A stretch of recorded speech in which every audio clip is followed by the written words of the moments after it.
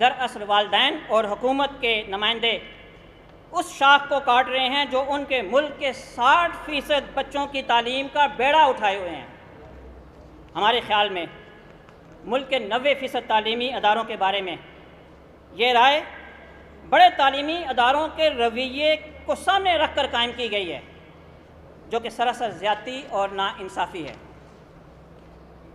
हुकूमत पंजाब ने अप्रैल और मई की फ़ीसों में 20% की कमी करने का ऐलान किया। नामुवाफिक हालात और वालिदैन के अदम ताउन के बावजूद हमारी तंजीम ने सबसे पहले ये रायत देने का ऐलान किया और इस मद में मजमूई तौर पर 3 अरब से ज़ायद फ़ीसों में कमी की गई पूरे पंजाब में। लेकिन हुकूमत को इस बात का इल्म नहीं है कि छुट्टियां होने पर फ़ीस अदा करना तो दरकिनार, वालिदैन होमवर्क लेने के लिए भी स्कूल का रुख नहीं करते। प्राइवेट स्कूल्स के पास कोई ऐसी ताकत नहीं है जो वालिदैन से ज़बरदस्ती छुट्टियों की फ़ीस वसूल कर सकें। छुट्टियों के अख्ताम पर जब फ़ीसें इकट्ठी हो जाती हैं तो वालिदैन फ़ीसें अदा किए बगैर बच्चे को किसी दूसरे स्कूल दाखिल करवा देते हैं। 500 रुपये से लेकर 4000 रुपये तक फ़ीसें वसूल करने वाले तालीमी इदारों और उनमें ज़ेर तालीम बच्चों के वालिदैन का ताल्लुक़ भी मिडिल क्लास यानी मुतवस्सत तबका से है। लॉकडाउन के बाद ये दोनों बुरी तरह मुतासर हुए हैं। खुददारी और सफ़ेद पोशी का भरम उन्हें दूसरों के आगे सवाल करने से रोकता है और रियासत माँ की तरह होती है और अवाम के हकूक़ का ख्याल रखना ये रियासत की ज़िम्मेदारी है। अगर तवील अरसा तक निजी तालीमी इदारों की बंदिश रही तो एक बहुत बड़ा तालीमी बहरान जन्म लेगा, जिसके बायस 50% से ज़ायद तालीमी इदारे बंद हो जाएंगे, 10 लाख के करीब असाज़ा बेरोज़गार हो जाएंगे और उन पर इन्हिसार करने वाले 25 लाख ख़ानदान नान नुफ़क़ा से महरूम हो जाएंगे। इसके अलावा 1 करोड़ बच्चे स्कूलों से महरूम हो जाएंगे। इस मुश्किल वक्त में वालिदैन और हुकाम बाला से गुजारिश होगी कि वो इस मुश्किल वक्त में तालीम, मुअल्लिम और तलबा को ज़्यादा से ज़्यादा सहूलियात देने की कोशिश करें, क्योंकि तालीम होगी तो मईशत भी ठीक हो जाएगी, मुश्किलात का हल भी निकल आएगा और कौम तरक्की की राह पर भी गामज़न हो जाएगी। याद रहे कि हम हुकूमत से ग्रांट का सवाल नहीं करते, किसी इमदाद का सवाल नहीं करते, क्योंकि ये वो शोबा है जो अरबों रुपए टैक्स की सूरत में हर साल हुकूमत के ख़जाने में जमा करवाता है।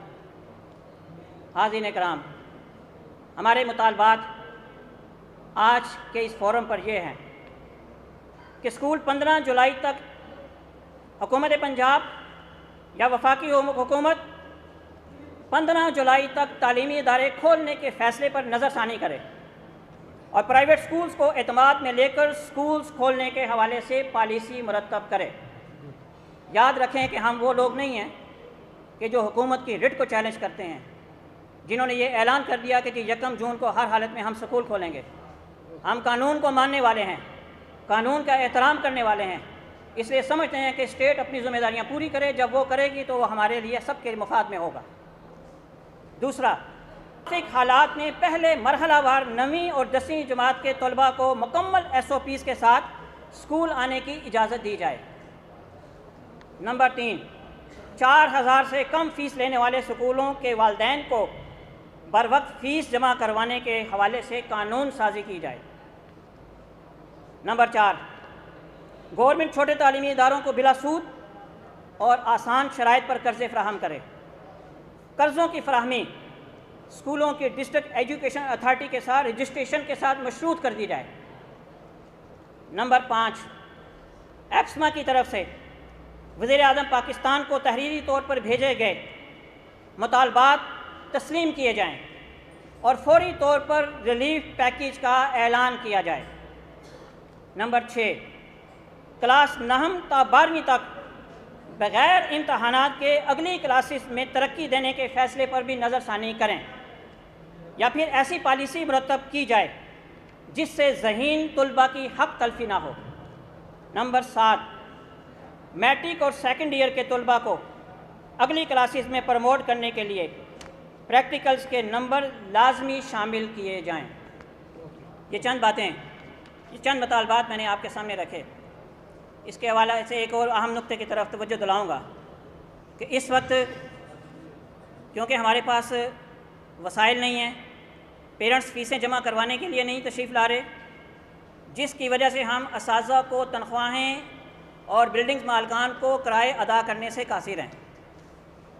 अब हो क्या रहा है कि जिन असातिज़ा को तनख्वाह नहीं मिलती वो PM सिटीज़न पोर्टल पर जाते हैं और अदारे के ख़िलाफ़ कंप्लेंट लॉन्च करवा रहे हैं, और फिर वो जो जिस अदारे के ख़िलाफ़ कंप्लेंट होती है फिर उसको इंक्वायरियाँ भुगतनी पड़ती हैं। तो हम आपकी वसातत से हुकूमत तक ये पैगाम पहुँचाएँगे कि खुदारा इन हालात के अंदर इन मसाइल पर भी नज़र रखें, हमारी मुश्किलात में इजाफ़ा ना करें। और जो दूसरी बात है कि डिप्टी कमिश्नर चकवाल ने चकवाल के कई तालीमी इदारों को सिर्फ़ इसलिए सील कर दिया है क्योंकि वो उन्होंने कमर्शियल फ़ीस अदा नहीं करवाई और वो रहायशी इलाक़ों में अपनी सरगर्मियाँ जारी रखे हुए हैं। मैं ये पूछता हूँ कि जब कोरोना ने हमारी मैशत की चूल्हें हिला कर रख दी हैं, हर शख्स जो है वो बिलख रहा है, हर शख्स तड़प रहा है, क्या ऐसे में इस तरह के इक़दाम करने चाहिए थे कि पहले ही वो अदारे बंद हैं और एडमिन ऑफिस हमें खोलने की इजाज़त दी हुई है, उस पर भी आप अदारों को सील कर दें। तो मेरा मुतालबा है कि फौरी तौर पर डिप्टी कमिश्नर चकवाल उन अदारों को डी सील करें। और आखिरी मुतालबा कि मरी और कोटली सतियाँ में जो मखसूस हालात हैं उनकी जो विंटर वेकेशंस होती हैं वो होती हैं 5 दिसंबर से। तो 5 दिसंबर से लेकर जुलाई तक गोया के 8 माह तक अगर वो अदारे बंद रहे तो वो तो मुतलकन उनका वजूद ख़तरे में पड़ जाएगा, वो अदारे ही ख़त्म हो जाएंगे। इस हवाले से हमने प्राइम मिनिस्टर ऑफ पाकिस्तान उनको लेटर लिखा, हमाद अज़हर साहब को हमने लेटर लिखा, शफ़क़त महमूद साहब को लेटर लिखा, और प्राइम मिनिस्टर को लेटर लिखने पर उन्होंने चीफ सेक्रेटरी पंजाब को ये इंस्ट्रक्शंस दी हैं कि जनाब निजी तालीमी इदारों के लिए रिलीफ पैकेज के बारे में रिपोर्ट 15 दिन के अंदर अंदर अरसाल की जाए। और आज मेरा ख्याल है कि 7 हफ़्ते गुजर चुके हैं, ना कोई रिपोर्ट मंजर आम पर ना आ सकी। तो ये बातें मैंने आपकी खिदमत में गोश गुजार करनी थी। आपकी आमद का शुक्रिया।